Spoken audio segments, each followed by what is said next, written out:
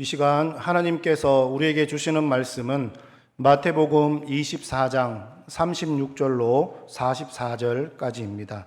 제가 가진 신약 성경 42면에 있습니다. 마태복음 24장 36절로 44절까지의 말씀 다 찾으셨으면 제가 봉독해 드리겠습니다.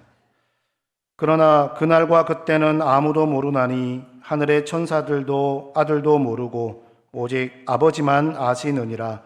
노아의 때와 같이 인자의 임함도 그러하리라.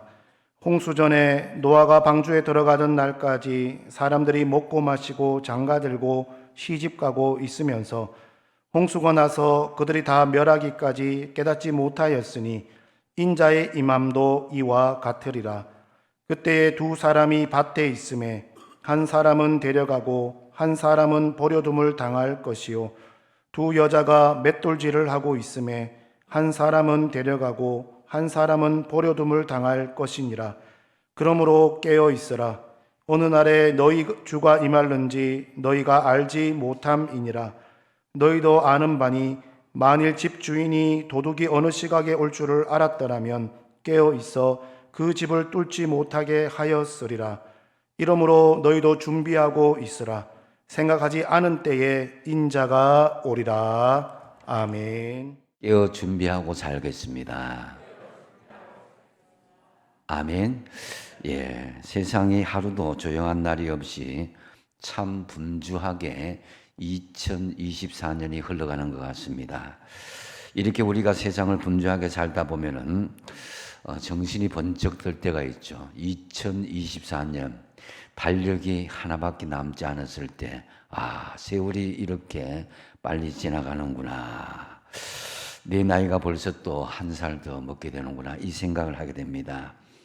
그러기에 오늘 본문 42절 상반절에 그러므로 깨어 있으라 이렇게 말씀합니다. 우리는 항상 영적으로 깨어 있어야 이 세월에 무상함도 인생의 허무함도 이겨낼 수가 있습니다. 우리 주님은 곧 오십니다. 아니 지금 오고 계십니다. 우리 인생 가운데 이 깨어 있으라라는 헬라어 그레고레 이테란 말은 이 그레고리란 말이 있잖아요, 그죠? 이 말이 이제 사실 깨어 있다라는 말로 깨어 있자라는 의미로 이름을 붙여졌는데요. 깨어 있다, 정신 차리다, 주의하다라는 그런 의미로 동사 그레고레오라는 말, 이것은 2인称 복수 현재 진행형입니다. 이 무슨 말이냐면은 너희는 계속해서 깨어 있으라 이 말이거든요.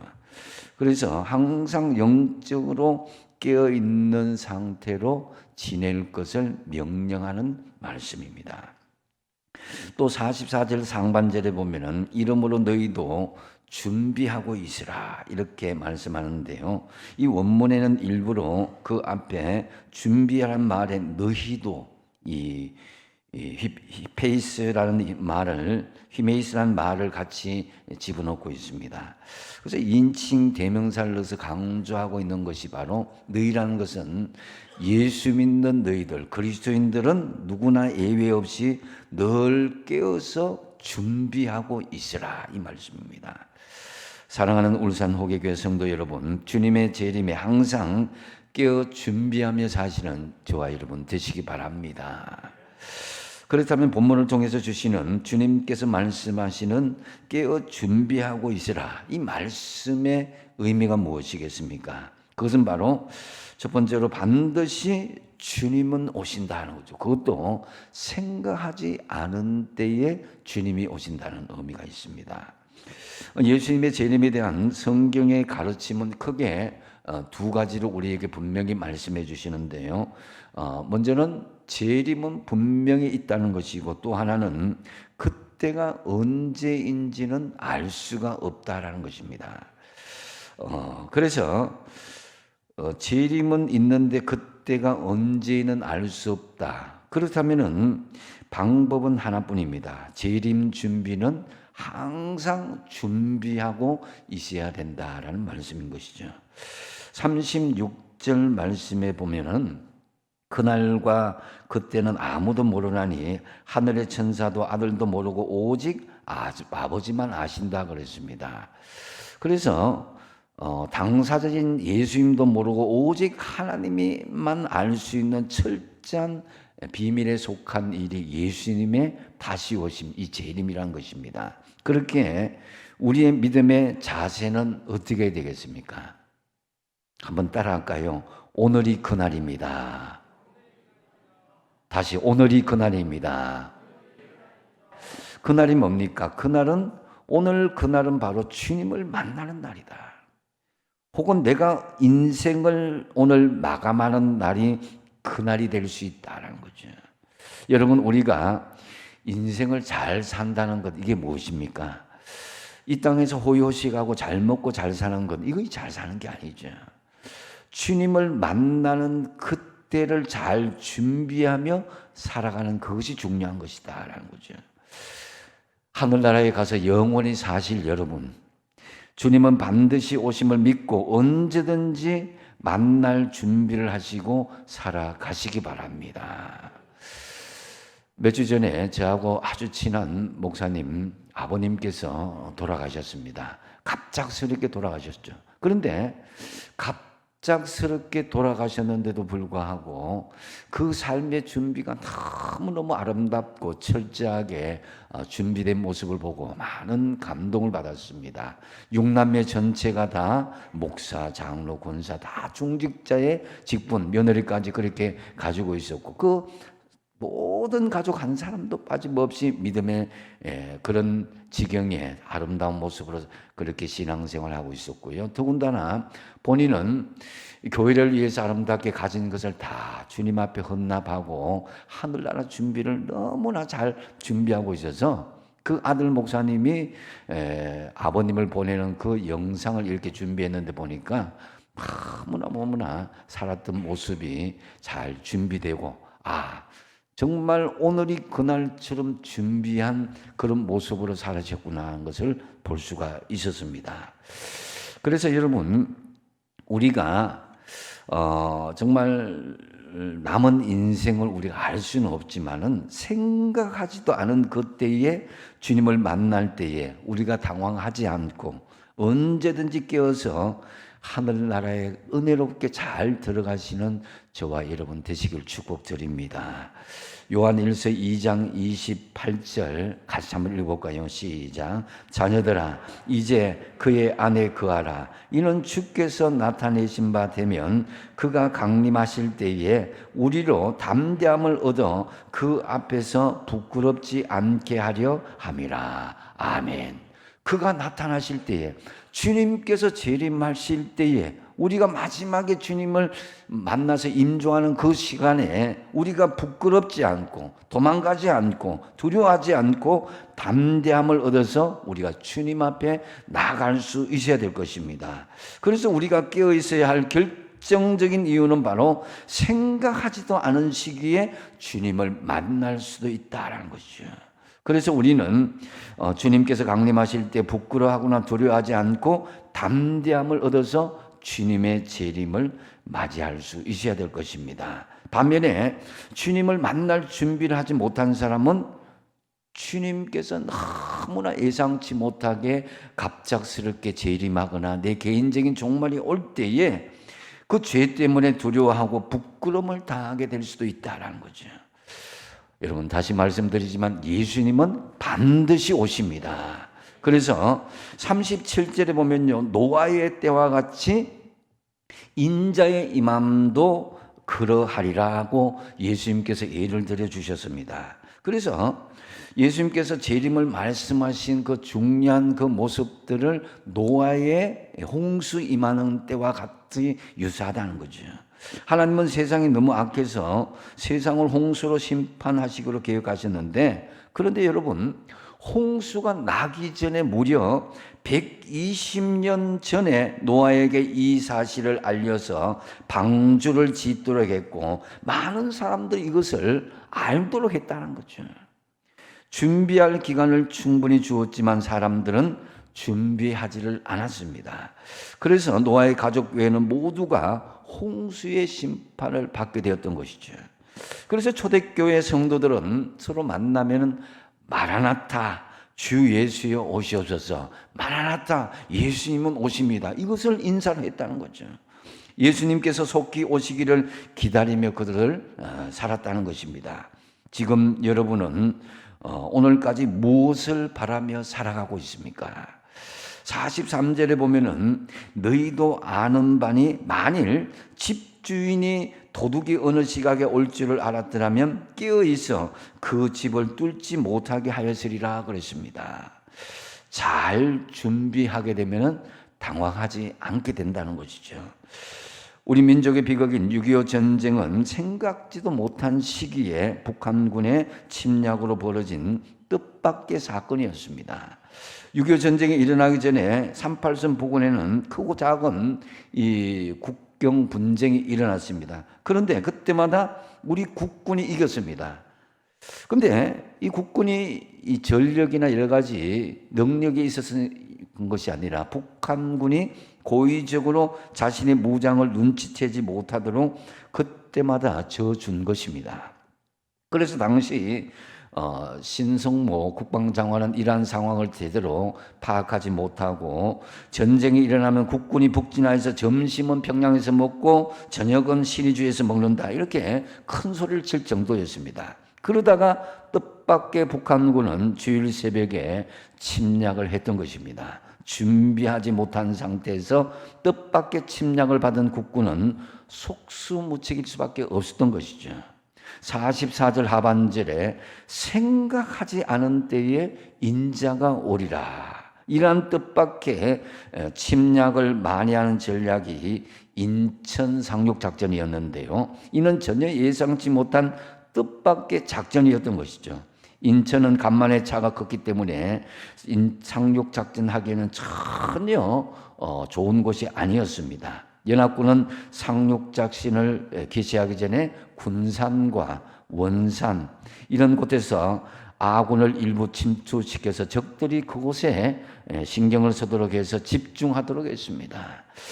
그렇게 속여서 뜻밖의 인천 상륙작전을 개시한 연합군은 뜻밖의 작전으로 전쟁을 반전시킬 수가 있었습니다.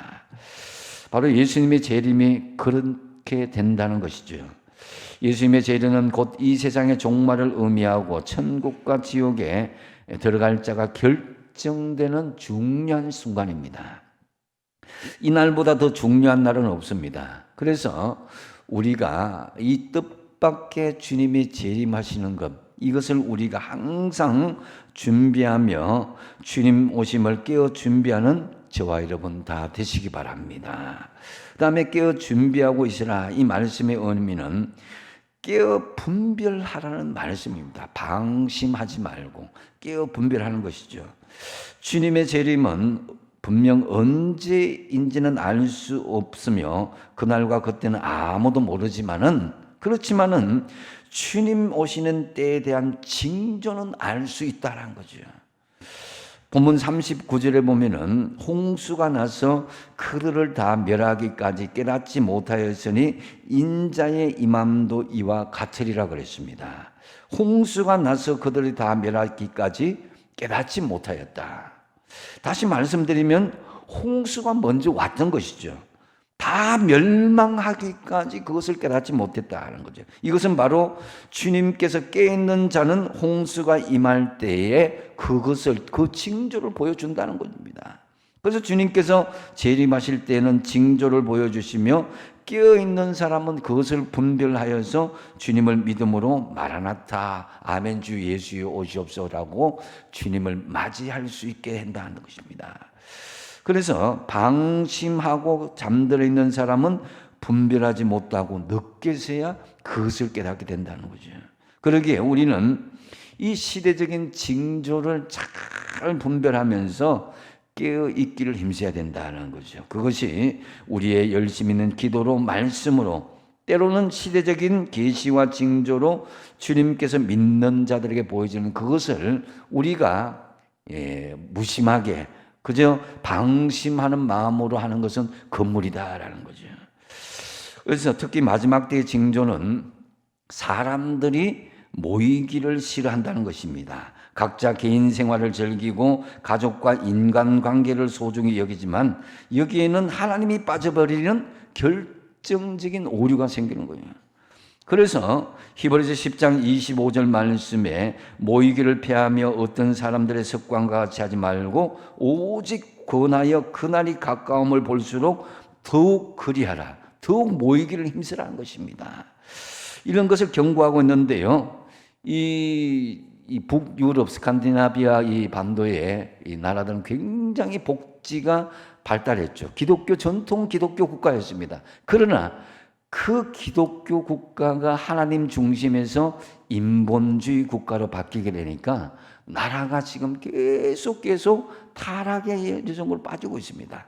사람과의 그런 관계를 중요시하다 보니까 하나님과의 그런 믿음의 중심은 점점 약해지게 된 거죠. 주님의 재림이 가까울수록 더욱 열심히 믿어야 될 때인데 지금 인본주의, 세속주의, 그 안일주의로 물들어서 교회에 모이기를 싫어하다 보니까 지금 유럽 교회들은 텅텅 비어져 나가 있고 심지어는 영국은 기독교인보다도 실제적인 인구가 이슬람 인구가 더 많다는 거죠. 그래서 믿음 생활이 교회의 중심이 아닌 사람 중심으로 옮기다 보니까 교회가 점점 인본주의, 세속주의, 편리주의로 전락하여서 교회의 체질이 약화되는 것을 볼 수가 있습니다. 이것을 우리 한국교회는 경계할 수가 있어야 됩니다. 그래서 우리 민족은 부지런한 민족이고 바쁘게 사는 민족이죠. 긍정적인 요인도 있지만은 삶의 우선순위를 세상 속의 바쁨으로 살게 되면은 신앙은 약화될 수 있다는 것을 우리가 경계할 수 있어야 됩니다. 너무 바쁘기에 참 피곤합니다. 그래서 다들 바쁘게 사다 보니까 바쁘지 않은 사람이 이상하고 피곤하지 않은 것이 이상하게 보이는 이 시대입니다. 그러다 보니까 교회에 나와서 예배드리기 위해서 모이는 시간, 세상 일을 잠시 멈추고 쉬는 시간 정도로 생각합니다. 그리고 다시 세상 속에 또 그렇게 하다 보니까 세상 중심으로 자꾸 돌아가는 거예요. 진정한 영적인 안식과 재충전의 시간이 되어야 될 터인데 본문에서도 주님 오시기 전에 상황을 말씀하는데요. 38절 말씀입니다. 홍수 전에 노아가 방주에 들어가던 날까지 사람들이 어떻게 했다고요? 먹고 마시고 장가들고 시집가고 있었다고요. 이 홍수가 나서 멸망하는 그 순간까지 깨닫지 못하고 자신의 세상의 분주함으로 열심히 달다 보니까 그 홍수가 오를 때도 그걸 깨닫지 못했다는 거죠. 여러분, 노아의 홍수는 갑자기 일어난 게 아니라는 것이죠. 그런데 왜 깨닫지 못했느냐? 먹고 마시고 장가들고 시집가는 일에 너무 몰두했기 때문이다라는 거죠. 세상 일에 정신 팔려서 주님 오심을 깨닫지 못했다는 사실입니다. 그래서 다 멸망하고 마는 거죠. 물론 먹고 마시고 시집가고 장가가는 것, 이것은 나쁜 것이 아닙니다. 좋은 것이죠. 세상 사랑인데 꼭 필요한 것인데 문제는 뭡니까? 이런 것들에 너무 집중하고 정신이 팔리다 보니까 더 중요한 것을 깨닫지 못하고 산다라는 거죠. 그래서 어떤 사람들은 친구 만나는 재미에 빠지고 어떤 사람은 돈 버는 재미에 빠지고 세상 즐거움에 빠져서 신앙이 점점 약화됩니다. 그래서 물론 세상 것이 다 나쁜 것도 아니고 설모가 없는 것도 아니고 열심히 돈도 벌어야 되고 여행도 하고 운동도 하고 취미생활 해야 됩니다. 문제는 그것에 빠져서 더 중요한 신앙생활을 등한히 하고 주님의 재림이 언제인지도 잊어버리는 그런 안타까운 일이 있어서는 안 된다는 것입니다. 그래서 하나님 나라가 언제 오는지 그것을 다 망각하고 이 세상에 영원히 살 것처럼 그렇게 행동한다는 거죠. 하나님이 믿음의 조상 아브라함에게 이 100살 때 낳은 아들, 사랑하는 아들 독자 이삭을 나에게 바치라, 번제로 바치라 이렇게 하는 이유가 뭡니까? 100세에 얻은 아들, 그 귀하고 사랑스러운 아들에게 빠져서 그 아들을 준 나를 잊어서는 안 된다라는 것을 가르쳐주기 위해서가 아니겠습니까? 그 아들보다도 하나님이 더 중요하다는 것을 알려주기 위해서 네가 아끼는 독자를 모리아산에 번제로 바치라는 것입니다. 그래서 여러분, 세상 사는 재미들, 물질, 친구, 자식, 손주에 빠져서 우리의 영적인 마음이 둔하여지지 않도록 하십시오. 세상의 염려로 마음에 둔하여지지 않도록 하십시오. 항상 영적으로 방심하지 마시고 깨어서 분별하심으로 주님의 재림을 준비하십시오.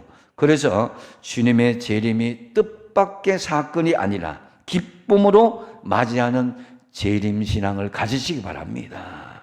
세 번째로 깨어 준비하고 있으라는 이 말씀의 의미는 전해야 할 때 전하라. 더 늦기 전에 전해야 할 때 전하라는 그런 의미가 있습니다.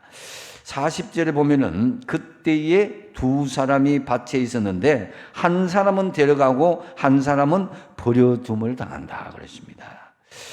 이 교인들 중에도 보면요, 믿음은 좋은데 전도를 잘 못하는 분들이 많이 있습니다. 우리는 나만 홀로 구원받아서는 안 됩니다. 함께 밭에서 일하다가 버려짐을 당한 친구, 함께 맷돌질을 하다가 버려짐을 당한 나의 가족도, 나의 어디선가 버려짐을 당한 나의 지인과 이웃들을 그냥 방치해서는 안 된 것이죠. 그들을 보면서 정말 그들은 정말 길을 모르는 사람들이고 방향조차 밟지 못하는 불쌍한 영혼들입니다. 인생을 목적을 모르는 사람들, 현재의 모든 인생의 전부인 것처럼 사는 사람들이 있습니다. 그래서 여러분, 늦기 전에 복음을 전하시기 바랍니다. 올해가 가기 전에 복음을 전하십시오. 전도는 해도 그만 안 해도 그만이 아닌 성도가 꼭 해야 될 사명입니다. 지금 우리 형제 자매들이 지체들이 죽어가고 있다면 여러분, 눈앞에 자녀들이, 우리 형제들이 죽어가고 있다면 살리지 않을 사람 누가 있겠습니까? 지금 우리 가족과 이웃들이 예수를 모른 채 그냥 그 영혼들이 조난당하고 지옥으로 향하고 있습니다. 그런데 그것을 가만히 보고만 있어야 되겠습니까? 그래서 예레미야 선지자는 한번 하나님의 말씀을 전하지 않겠다고 결심을 하죠. 하나님의 명령에 따라서 말씀을 선포하는데 사람들이 욕하고 침뱉고 죽이려고 덤벼는 일이 막 하루아침 하루 이틀이 아니니까 막 진절미가 난 거예요. 너무나 견디기가 힘들었습니다. 그래서 하나님 말씀 선포하는데 그들이 회개하고 하나님께 돌아올 생각을 하지 않고 오히려 선지자를 조롱하고 모욕하니까 이게 막 너무 하나님 말씀 전하는 게 힘들었습니다. 그래서 예레미야가 스스로 다짐합니다. 이제는 내가 하나님 주신 말씀을 전하지 않겠다. 주님의 이름으로 외치지 않겠다. 오죽하면 그랬겠습니까? 너무너무 힘드니까. 우리도 전도하다가 사람들에게 핍박당하고 온갖 조롱과 무시와 정말 멸시를 당하면은 그거 생각하면 내가 전하지 말아야지, 이런 생각을 할 수가 있다는 거죠. 그래서 다시는 하나님의 이름을 외치지 않겠다고 예레미야 선지자가 다짐을 합니다. 근데 그때의 주님의 말씀이 자신 심장 속에서 성령으로 막 불타라서 뼛속까지 타들어가니까 예레미야는 견디다 못해서 항복하고 마는 거죠. 그것이 에레미야서 20장 7절 말씀입니다. 내가 다시는 여호와를 선포하지 아니하며 그의 이름으로 말하지 아니하니라면 나의 마음이 불붙는 것 같아서 골수에 사무치니 답답하여 견딜 수 없나이다. 전하지 않고는, 선포하지 않고는 견딜 수가 없다는 것입니다. 더 이상 입 다물고 버티다가는 내가 폭발해 버릴 것 같아서 입을 열지 않을 수 없다는 것입니다.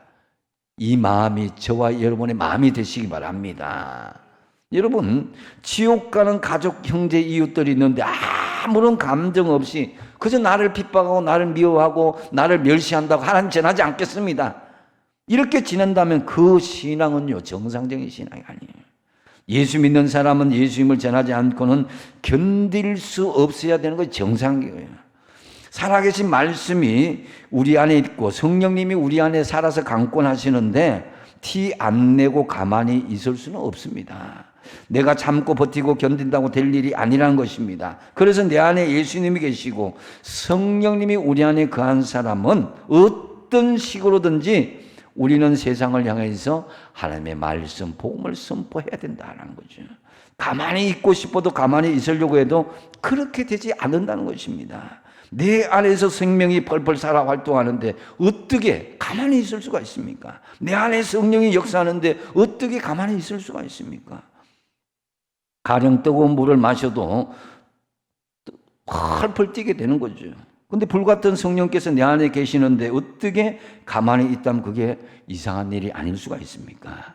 그래서 여러분, 우리 인생의 제일 중요한 한 가지는 우리가 천국 들어가는 것이고, 그런데 우리가 천국 들어가는 것보다 또 중요한 것이 한 가지 있는데, 그것은 바로 하나님 앞에 갔을 때, 야, 너에게 맡겨준 그 영혼은 어떻게 됐느냐, 이렇게 질문을 받을 때 맡겨진 영혼은 구원하지 못하고 혼자만 천국에 갔다면 하나님께서 그래, 네가 그럴 수밖에 없었구나, 그렇게 말씀하시겠냐 이겁니다. 여러분, 전도는 해도 되만 안 해도 그만이 아닌 성도가 꼭 해야 될 사명입니다. 사도 바울이 그것을 깊이 깨달은 거예요.